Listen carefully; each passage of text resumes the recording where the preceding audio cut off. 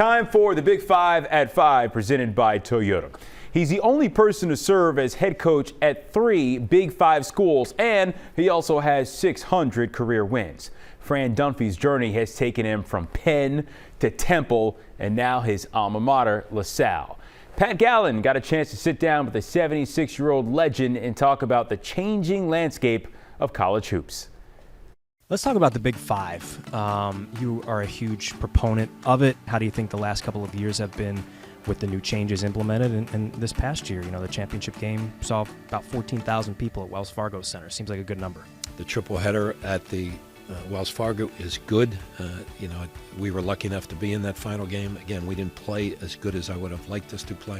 The Hawks, an outright back-to-back Big 5 title. But I think we're in a good place, and can we make it better? I think we can. I trust in the young group that's in charge these days, and I think we're going to be okay with it. As Mr. Big 5, as the dean, you know, you've seen quite a bit. You've played in a lot of Big 5 games.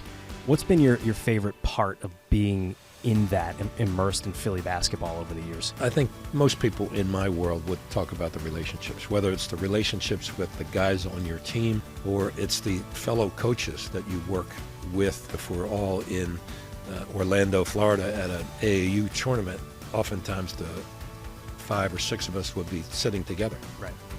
For what are you doing? Like other coaches will come by and say, what the hell are you guys doing?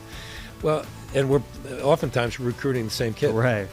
But we're friends. We have great respect for one another. How difficult, I guess we can start with, is the landscape of college basketball right now for you in your position?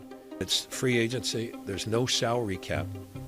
And there's not the same governance today than I think there will be within a year or two. I think there's going to be some governance to say at least there's some rules and regulations and laws that we have to pay attention to. If not a basketball coach, where do you think life would have taken you?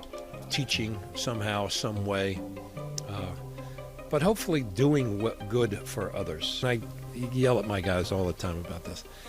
If you make life about you, you are in for one boring existence. But if you make it about your family and your friends and your community, man, you got so much stuff to learn and to grow from and to get better at. And that feeling of giving there's nothing like it. It's the thing that we all need to do more of.